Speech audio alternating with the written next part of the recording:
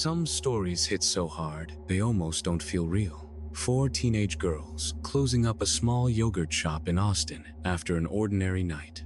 By morning, the place was nothing but ashes, and all 4 were gone in a way too horrifying to put into words. For more than 30 years, nobody could give a straight answer. The wrong people were blamed, confessions didn't match the evidence, and the city lived with an open wound that never really healed.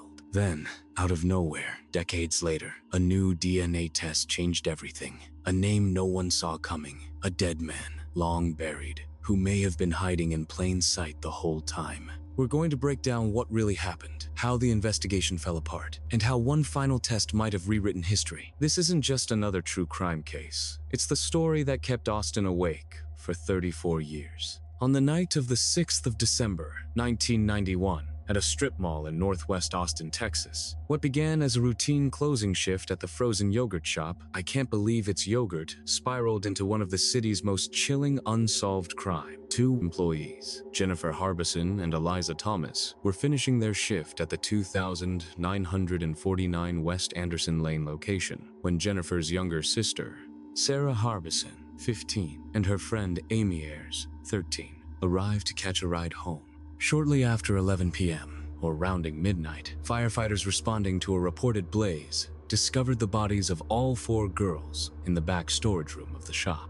The fire had been set intentionally. Investigators later concluded that the blaze was meant to destroy evidence. What greeted first responders were horrific and methodical. The victims were stripped of their clothing, gagged and bound, some with their own underwear, shot in the head, and found in various states of fire damage. Amy's body exhibited second and early third-degree burns across about 25–30% of her body. The other 3 had been severely charred. Autopsy results show that multiple weapons were used, at least a .22 caliber and a .380 caliber firearm.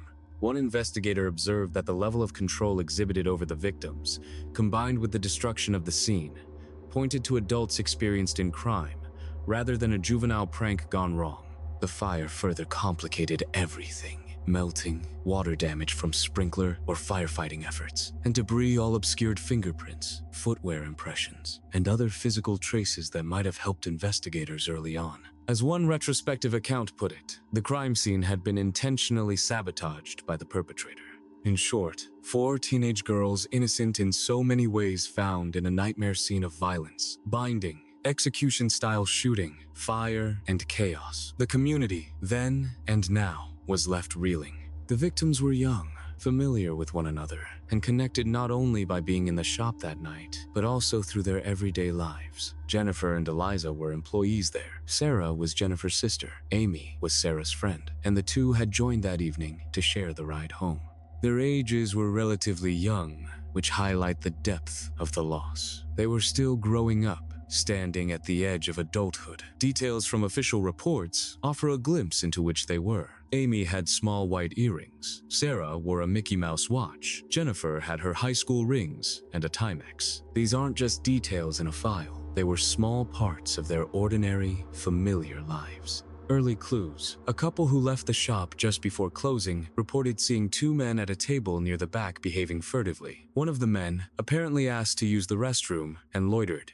Investigators later posited that someone may have jammed the back door or entered via that rear access. Additional early lead. A suspect juvenile was arrested a few days later, carrying a .22 caliber firearm, same caliber as one of the bullets recovered. That arrest triggered a new round of interrogations, and 4 teenage suspects, all local, emerged from the investigation. From the outset, though, the clues were compromised. The fire destroyed many physical traces. The fact that the crime appeared targeted at young girls in a vulnerable setting made the motive unclear. Was it a robbery? A sexual assault gone wrong? A planned execution? Investigators at the time believed it started as a robbery, but quickly turned into something far worse. From the beginning, the forensic hurdles were enormous. The fire, water damage, charred remains, melted plastics, and degraded material meant that many conventional forensic methods, fingerprint lifts, footwear impressions, and clear DNA isolation were impossible or severely limited.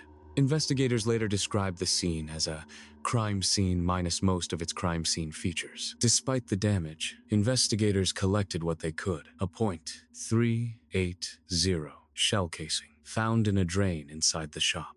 Swabs from one of the victims, including a vaginal swab that later yielded male DNA, personal items from victims, and some witness statements. However, the male DNA profile remained unmatched for years, and the shell casing was not entered into the National Ballistic Database at the time. Over time, forensic science advanced. Techniques like YSTR, male Y chromosome, short tandem repeat, testing, improved genetic genealogy, and broader ballistic databases offered hope. In fact, in 2025, investigators announced that the shell casing and YSTR profile was key to identifying a new suspect. In the hours after the fire at the shop, on the 6th of December, 1991, the community in Austin was confronted with something utterly jarring. Firefighters entered the scorched interior and discovered 4 teenage girls bound, gagged, shot, and partially burned. The immediate priority for the Austin Police Department, APD, and supporting forensic teams was twofold: contain and secure the scene,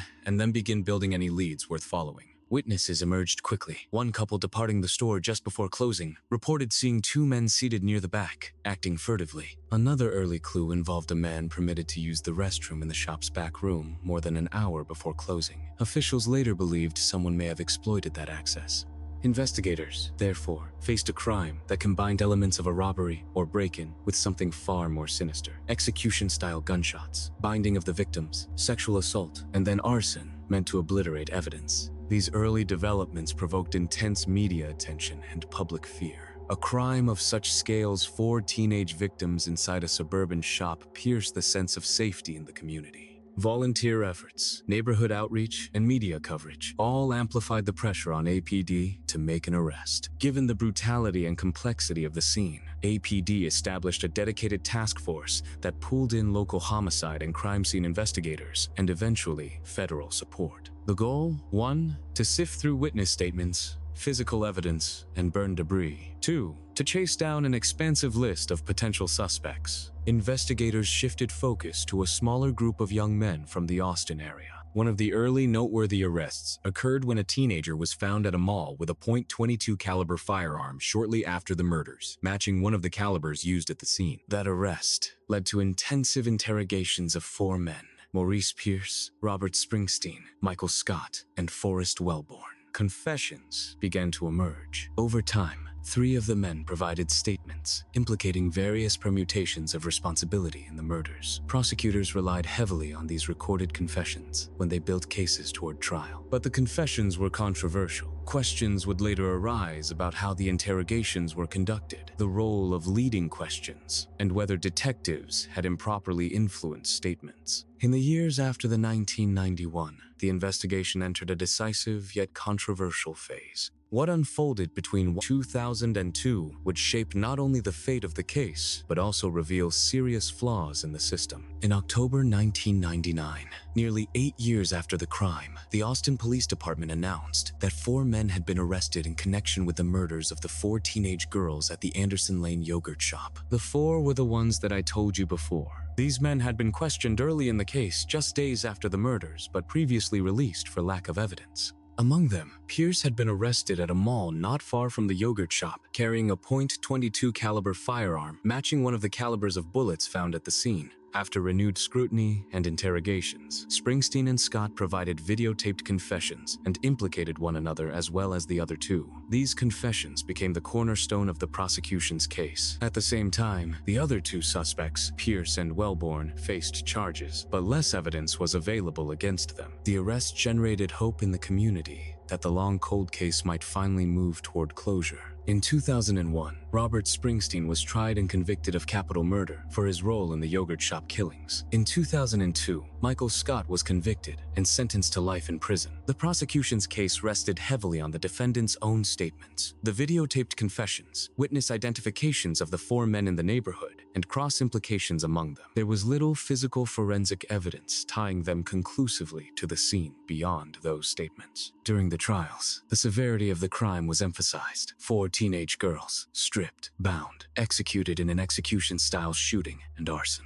The emotional impact on the jury and the city of Austin was substantial, reinforcing the view of the defendants as responsible for a heinous act. The victories appeared to bring some measure of justice. However, even as the convictions were celebrated, the foundations of the case began to crack. One of the major issues was the nature of the confessions. Springsteen and Scott later recanted their confessions, claiming that they were coerced, involved in misleading interrogation tactics, and that they implicated one another under pressure.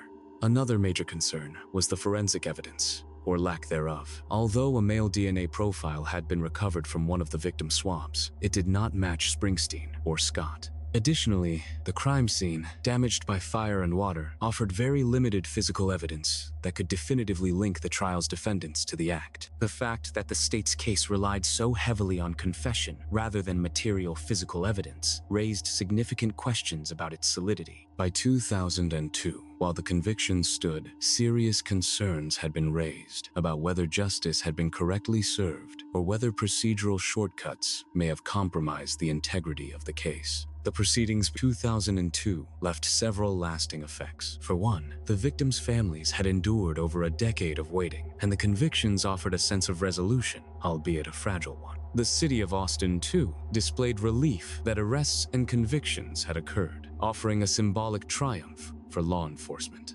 Yet, the emergent doubts, confession practices, forensic gaps, and wrongful conviction risk began eroding public confidence. Cases like this raised broader questions. Are confession-based prosecutions reliable in major violent crimes? How should law enforcement balance speed versus thoroughness in cold cases? In criminal justice and forensic science, the yogurt shop trials became a cautionary tale, a vividly brutal crime, a long investigation, arrests that seemed strong at first glance, but ultimately built on an unstable foundation. By the early 2000s, the justice system had a verdict, but the truth of who exactly and how remained deeply contested. When the years surrounding the trials had passed, what once appeared to be a closed chapter in the 1991 Austin yogurt shop murders case instead opened into a new, even darker Chapter 1, marked by reversed verdicts, scientific breakthroughs, and profound legal questions. In 2005, the legal status of a convicted man, Robert Springsteen, changed dramatically. Springsteen had been sentenced to death in 2001 for the murders of those 4 teenage girls in Austin. But under the U.S. Supreme Court decision Roper v. Simmons, which prohibited the death penalty for those who were under 18 at the time of their crime, the state of Texas commuted his sentence from death to life in prison. Springsteen had been 17 at the time of the murders. Then, in 2006 and 2007, the foundational convictions of Robert Springsteen and his co-defendant, Michael Scott, began to unravel. The key legal error: the prosecutions had used each defendant's statement at the other's trial, a violation of the Sixth Amendment's Confrontation Clause, because one defendant had not been available for cross-examination. The state's highest criminal appeals court in Texas reversed those convictions. In plain terms, a court determined that the trial process was unfair. Even before DNA testing raised further doubts, the judicial system acknowledged that the convictions were constitutionally flawed. Around the same time, the appellate decisions were being handed down. Forensic science was quietly catching up. Investigators revisited biological evidence that had been collected nearly 2 decades earlier, swabs from victims, and a .380 shell casing found, though the crime scene had been compromised by fire and water damage. New methods, including YSTR testing, which isolates male DNA via the Y chromosome, allowed previously unusable samples to yield usable profiles. In 2008, prosecutors in Travis County submitted key evidentiary items for YSTR analysis. The result was that they uncovered a male DNA profile that did not belong to Springsteen or Scott and was distinct from the originally arrested suspects. This mismatch undermined the premise that the original defendants had been present or involved. Faced with this scientific turning point, the prosecution made an extraordinary move.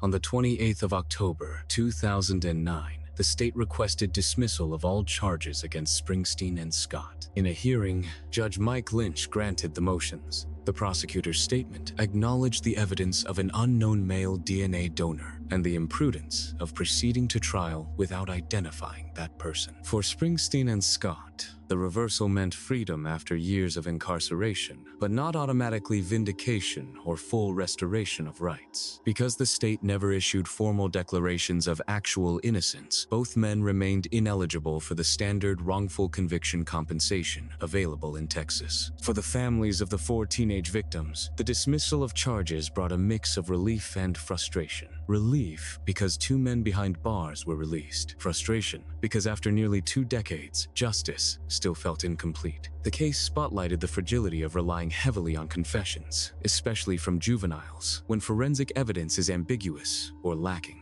More broadly, the case forced a reckoning within criminal justice circles. Aggressive interrogations, cross-implicating confessions, inadequate forensic linkage, and prosecutorial eagerness had converged to yield convictions that were later deemed constitutionally unsound. The case became emblematic of wrongful conviction risk in high-pressure investigations. The case underscored several lessons. First, that new science cannot bend old verdicts. Second, defendants have constitutional rights to cross-examine accusers and challenge evidence that cannot be sidestepped in high-stakes prosecutions.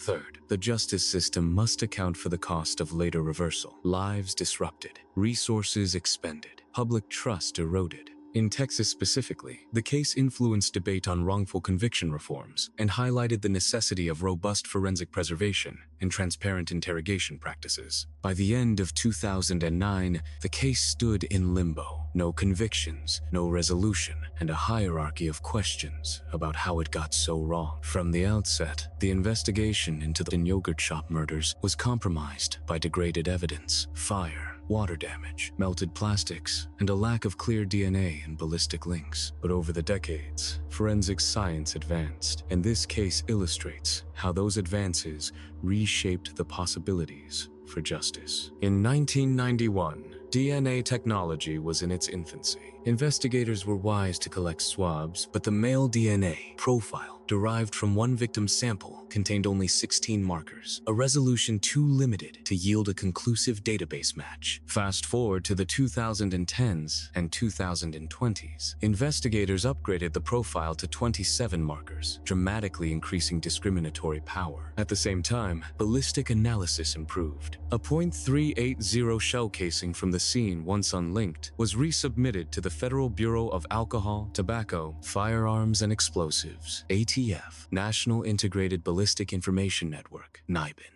The network had grown richer in data and better in imaging. Eventually, the casing generated a match to another jurisdiction, which helped tie the chain toward the eventual suspect. Investigative genetic genealogy finally played a role. Consumer DNA databases, family tree building, YSTR extensions, and nationwide manual submissions led to linking the unknown DNA profile to a suspect family line, and ultimately to the suspect himself. The 4 teenage victims, Amy Ayers, 13, Eliza Thomas, 17, Jennifer Harbison, 17, left behind families whose lives were forever altered. The murders didn't simply end young lives, they changed every ordinary day that the family members would have lived. In interviews after the case's recent breakthrough, family members reflect on decades of waiting, constant pain, and hope that the truth brings. For example, Eliza Thomas's sister, Sonora, recounted that the outpouring of kindness from strangers over the years has become an unexpected source of strength. Statesman's words highlight that the impact of the crime wasn't concentrated on the immediate family, it reached the wider community. At the same time,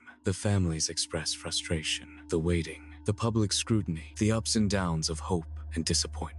One mother said, "This has never been a story to us. These families, it's always been our lives." These remarks show how social impact here is deeply personal, living trauma, extended uncertainty, and the longing for resolution. When the massacre occurred on the 6th of December 1991 in the local yogurt shop, the city of Austin was jolted. Long regarded as a relatively safe, friendly place, the crime shattered a sense of normalcy. One commentator described it as the moment Austin lost its innocence. For many residents, even those who didn't know the victims, the incident created a lingering sense of fear and distrust. Schools, workplaces, and local hangouts all carried an extra weight afterwards. Could something like this happen here? victimization of teenage girls in a public, everyday place raised questions about safety and vulnerability. Anniversaries of the crime became more than memorials. They became community rituals. For instance, at the 25th anniversary, families participated in the Tree of Angels event, placing ornaments for the victims and gathering with others who've lost loved ones. Over time, the case became part of Austin's collective memory. Local reporters, longtime residents,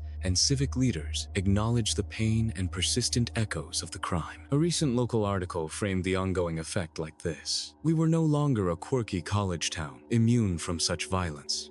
Over the decades, the media's role in this case has been formidable. In the early days, local news outlets covered every angle from witness statements to the fire investigation to the arrests. But as the case dragged on unsolved, the story became a fixture of true crime culture. In 2025, the release of the 4-part documentary series, The Yogurt Shop Murders on HBO, renewed national attention. The series revisited the crime, the flawed prosecutions, and the long wait for answers. One viewer on social media wrote, "Growing up in Austin when that happened left a scar on this city. This freaked us out for over a year." The documentary's absence dramatized what the families and community knew. It wasn't just about the crime, but the long wait and wondering. That media attention can serve good purposes. It keeps cases alive, pressures law enforcement, and engages public memory. But it also has costs. Families relive trauma. Media narratives can simplify or sensationalize, and victims' identities risk being reduced to case footnotes rather than full human lives. In September 2025, the investigation into shop in Austin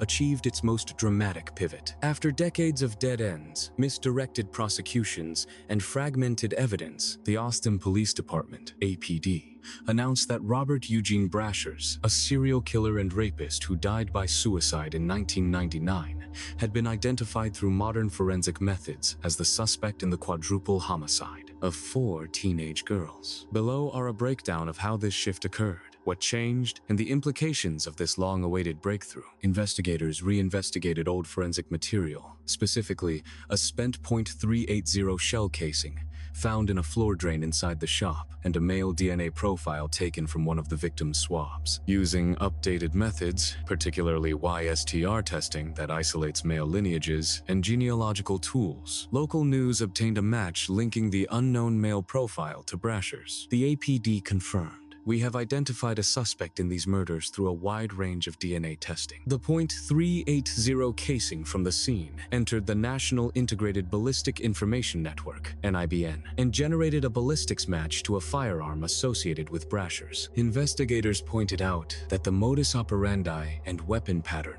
aligned with Brashers' other confirmed crimes. Brashers' criminal history included multiple murders and rape across several states and years, including links in Missouri and other jurisdictions. Although Brashers was never previously considered a suspect in the Austin case, the new forensic match overcame that earlier omission. For the victims' families, after 34 years of waiting, this development offers a measure of closure. As one family member said, "The breakthrough has allowed a deep sigh, a release. We can finally express it. Because Brashers is deceased and no trial will follow, the families will still seek comprehensive answers, motive, accomplices, full accountability." The announcement in 2025 that Robert Eugene Brashers has been linked via DNA and ballistics to the yogurt shop murders in Austin brings hope of resolution. Still, it also opens a new phase full of unanswered questions and critical next steps. Below are the core issues remaining and a set of concrete recommendations across investigative, social, and policy domains. 1. Accomplices or lone actor.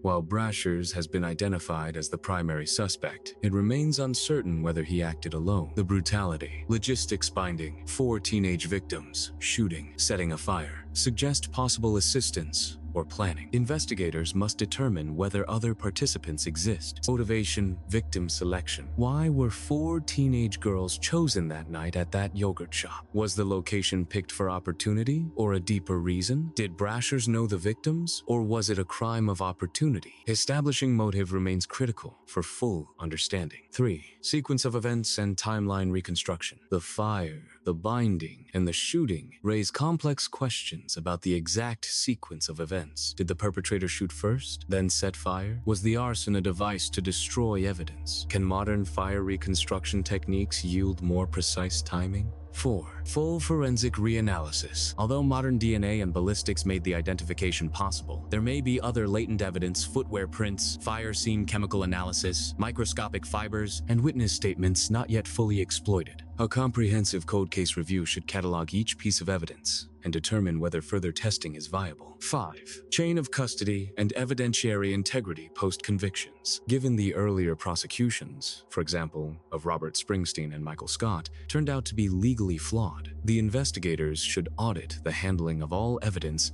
if items were lost, degraded, or mishandled. What might this tell us about institutional reform? The breakthrough in this case is meaningful. Decades of waiting, investigation, and trauma did not end in silence, but reached a turning point. Yet every step forward now must be handled with care, transparency, and commitment to long-term justice. Identifying a suspect is vital, but the work now shifts to answering remaining questions, restoring trust, supporting victims' families, and ensuring this case becomes a lesson, not just a headline. When we look back on the murder of 4 young girls in Austin, we must remember them as much more than victims. They were daughters, friends, students, and early workers in a normal Saturday evening job. The goal now isn't simply to assign blame, but to build a foundation for accountability, healing, and stronger institutions to prevent such tragedies from being repeated.